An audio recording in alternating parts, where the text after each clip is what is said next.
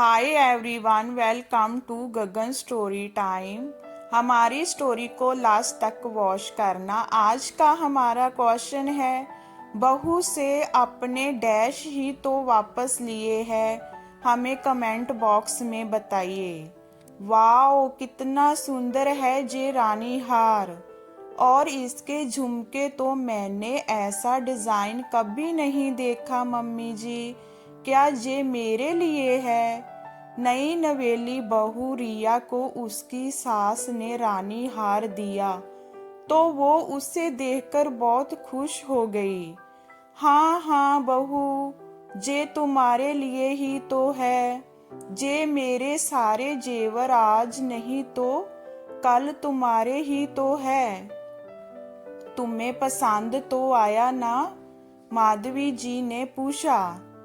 मेहमानों के जाने के बाद आज रिया और माधवी जी बैठी थी। अभी माधवी जी की ननद वापस नहीं गई थी, तो वो भी वहीं बैठकर चाय की चुस्कियां ले रही थी। वो भी मुस्कुरा कर बोली, बहू, ये तो इस घर की परंपरा है। बहू को समय समय पर जेवर दे दिए जाएं। रिया ने उठकर सास और बुआ जी के पैर छुए और रानी हार का वो डिब्बा अपने कमरे में रखने चली गई। एक दो दिन बाद बुआ जी वापस अपने घर चली गई। उनके जाने के अगले दिन माधवी जी ने रिया को बुलाया और कहा, बहू, वो जो जेवर मैंने तुम्हें दिए थे वो मुझे दे दो, मैं संभाल कर रख दूंगी। लेकिन मम्मी जी, आपने तो कहा था कि वो जेवर मेरे हैं। इतने सुंदर जेवर अपने हाथ से जाते देख रिया को बहुत दुख हो रहा था। हाँ, तो वो इस घर के जेवर है। जब तुम्हें जरूरत हो तो मांग लेना, मैं दे दूंगी। अब नई नई बहू क्या बोलती। रिया ने सारे गहने लाकर सासू माँ को दे दिए। जब भी रिया को कहीं जाना होता तो वह सासू माँ से जेवर मांगती, तो वो लॉकर में रखा होने का बहाना बना देती। करीब 2 महीने बुआ जी के बेटे की शादी थी।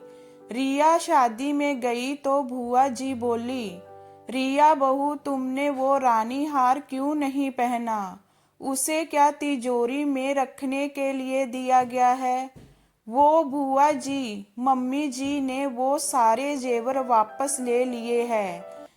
लेकिन क्यों? वो तो भाभी ने तुम्हें दे दिए थे। तभी माधवी जी कमरे में आ गई।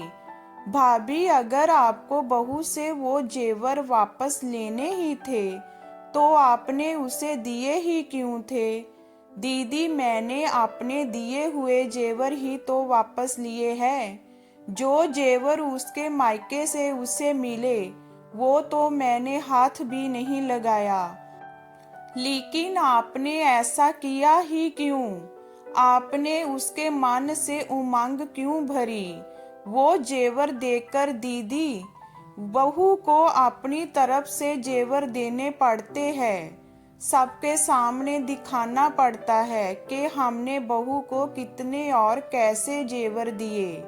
अभी बहू इतने जेवरों की जिम्मेदारी निभाने लायक नहीं है। जेवर तो मेरे हैं, मैं जो चाहे करूं। हाँ, बहू को उसके मायके से जो जेवर मिले हैं उनको मैंने बहू के पास ही छोड़ दिया। लोग तो बहू से वो जेवर भी ले लेते हैं। भाभी, कितनी छोटी सोच है आपकी। अगर आपको उसे जेवर देने ही नहीं थे तो आपको दिखावा भी नहीं करना चाहिए था। ननद की बात सुनकर भी माधवी जी को अपनी बात गलत नहीं लगी। उसके बाद भी वो यही करती रही। रिया के जन्मदिन और एनिवर्सरी पर वो सबको दिखाने के लिए कोई ना कोई जेवर देती और फिर बाद में वापस ले लेती। कुछ समय बाद रिया ने एक प्यारी सी बेटी को जन्म दिया। जब टीना 1 साल की हुई तो माधवी जी टीना के गले में सोने की चेन पहनाने लगी। आज रिया से यूं बर्दाश्त नहीं हुआ।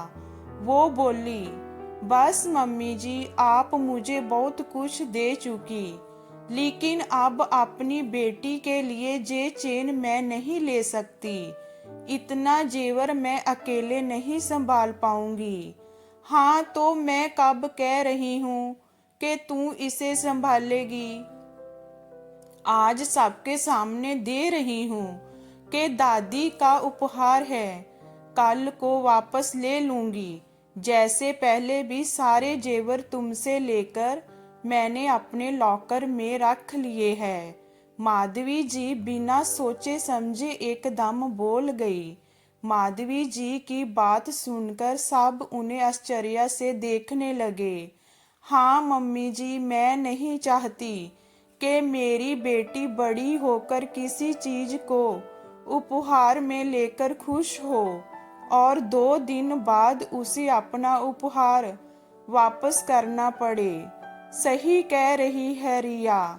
मम्मी, हमें ऐसा कोई उपहार नहीं चाहिए जो आपको वापस लेना पड़े।